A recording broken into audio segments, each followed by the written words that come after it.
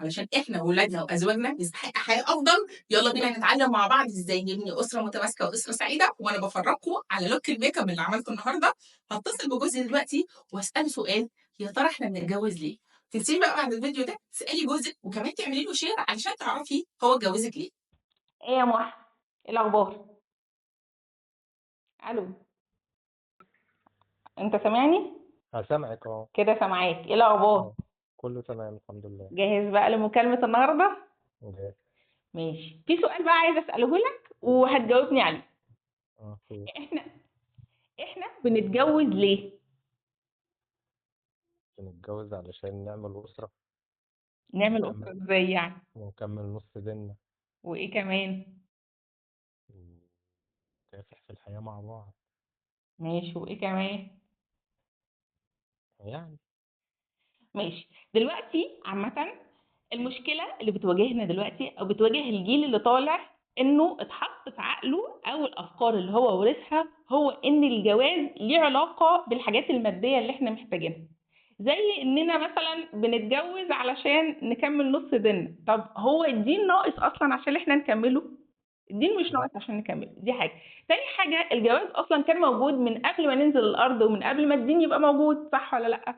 مضبوط. طب ما احنا لما هنروح الجنة ان شاء الله مش هنبقى متجوزين بعض، ولا ناوي تسيبني هناك؟ هنبقى متجوزين بعض. طيب يبقى الدين ملوش علاقة بالجواز. كده كده الجواز موجود في كل الأديان، وموجود من قبل ما الدين يبقى موجود، وموجود من قبل ما احنا ننزل. دي حاجة. الحاجة التانية، أهالينا زمان كانوا دايما، علشان المجتمع اللي احنا كنا عايشين فيه كان مقسم دور الست لحاجة ودور الراجل لحاجة معينة. طبعا كانوا طول الوقت بيتكلموا طالما هو بيصرف عليكي فانت مالكيش ان انت تتكلمي او تقولي اي حاجة تانية، وبيقولوا للراجل انت دورك تصرف بس. دلوقتي في الزمن اللي احنا فيه الستات بقت بتعرف تشتغل وتجيب فلوس بكل سهولة، والفلوس بقى مجايبها سهل جدا عن الأول كمان. يعني دلوقتي ممكن وانت قاعد على مكتب بكل سهولة تعمل آلاف، تعمل يعني ملايين، مش هقول لك آلاف، صح ولا لأ؟ مضبوط. ممكن في صفقة صغيرة ناس تطلع بمبالغ كبيرة جدا. الستات زمان كانت المفروض وهي قاعدة في البيت تغسل وتطبخ وتروق. أهالينا زمان في الريف كانوا بيروحوا على البحر أو الترعة يغسلوا الهدوم ويغسلوا المواعين، وده كان مجهود كبير جدا، صح؟ تمام. طيب دلوقتي غسيل الهدوم بقى في الغسالة وبندوس على زرار، وغسيل المواعين بقى برضه بغسالة وبندوس على زرار. دلوقتي بقى المجهود اللي الراجل كان بيقوم بيه الأول علشان يجيب فلوس ما بقاش هو، والمجهود اللي الست كانت بتقوم بيه في البيت برضه ما بقاش هو. فعلشان كده في شباب وبنات كتير جدا بدأت تفقد المعنى في العلاقة أو الجواز عامة، لان البنت بقت بتعرف تصرف على نفسها، والولد عادي يكون عنده غسالة يغسل فيها والاكل يجيبه من اي مطعم. فاللي احنا محتاجين نتعلمه في الفترة الجاية والفيديوهات الجاية ان اصل الجواز اصلا زي ما ربنا قال لنا عليه سكن ومودة ورحمة، كلها احتياجات نفسية بعيدة تماما عن كل الاحتياجات المادية اللي احنا بنتكلم فيها. لان الاحتياجات المادية مع التطور ومع السنين هتتغير وتختلف. يعني كمان كام سنة كده على فكرة هتلاقي روبوت بيقوم بكل امور البيت. فهل هنا كده الست بتفقد قيمتها؟ لأ أكيد. فقيمة الست ثابتة وقيمة الراجل ثابتة. إن إحنا ربطنا قيمة وجود كل طرف في حياة التاني بشيء مادي، ده بيخلي الشباب والجيل اللي طالع شايف إن الجواز ملوش لازمة. وهنا هتبتدي المشاكل والكوارث اللي هقولك عليها في الفيديوهات الجاية وهقول لكم عليها في الفيديوهات الجاية. بس إحنا النهاردة محتاجين نفهم إن إحنا لازم نرجع الجواز لأصله. الجواز سكن ومودة ورحمة، رحمة. ملوش علاقة ان انا بجيب واحدة تساعدني في البيت او تقوم بامور البيت، لان في رجالة كتير جدا اصلا هم بيعملوا الحاجات دي لنفسهم من قبل ما يتجوزوا بحكم شغلهم او بحكم ان هم كانوا عايشين لوحدهم. دي حاجة. الحاجة التانية، الستات بقت بتجيب فلوس بكل سهولة. ولا وجود جوزي ليه علاقة بالفلوس، ولا وجودي في حياة جوزي ليه علاقة بالطبيخ والأكل والشرب والحاجات دي كلها. كده كده انت وانت موجود في حياتي او مش موجود في حياتي، ما انا هطبخ واروق علشان اكل، صح ولا لا؟ آه. وانا لو مش موجودة في حياتك وانت قاعد في بيت وساكن في بيت لوحدك، انت هتطبخ وهتروق علشان تعيش في مكان نظيف وتاكل، صح ولا لا؟ فهنا احنا محتاجين نغير كل العادات والتقاليد الغلط اللي الشيطان زرعها في عقول الناس، ونرجع الجواز لاصله سكن وموده ورحمه. سكن ومودة ورحمة ازاي بطريقة كل أسرة أو بطريقة كل بيت بيعملها ازاي ملناش دعوة بيها. المهم إن هما هادين وساكنين وفي مودة ورحمة ما بينهم.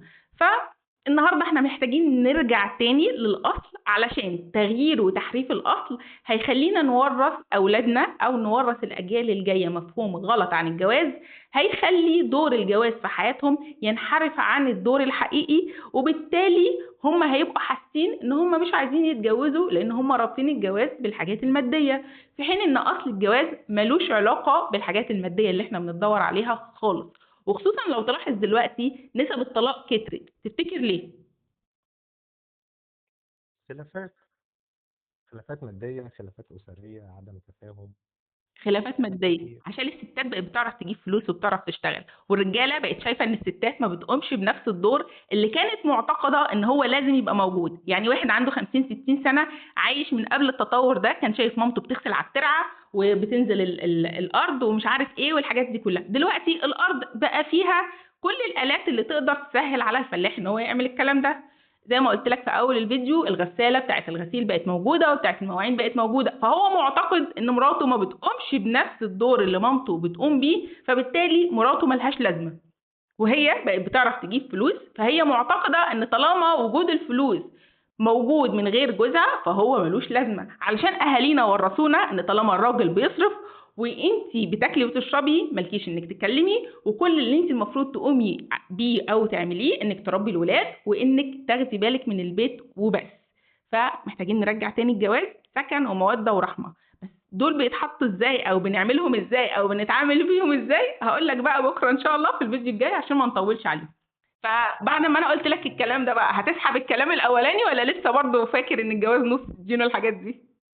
لا، الجواز سكن ومودة ورحمة طبعا. بس سكن ومودة ورحمة مهما كان المستوى المادي والاجتماعي، مهما كانت البيئة والمجتمع اللي احنا عايشين فيه، سكن ومودة ورحمة مهما كانت الظروف ايه. المفروض احنا نتدرب ان احنا نحقق في حياتنا الزوجية الثلاث حاجات دي، مهما كان بقى احنا اختنينا، مهما كان احنا وقعنا في حفرة بعد ما اختنينا حابين نطلع من الحفرة دي ونختني تاني مع بعض، هنقدر نقوم بالحاجات دي. بس طول ما احنا متفقين ان وجودي في حياتك ملوش علاقة بالامور المادية، ووجودك في حياتي ملوش علاقة بالامور المادية.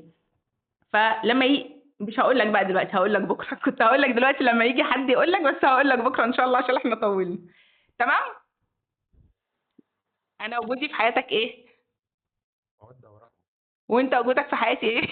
مودة ورحمة. سكن وموده ورحمه. ماشي، اكلمك بكره بقى عشان نشوف السكن ده هنعمله ازاي. ماشي، هنتغدى ايه النهارده؟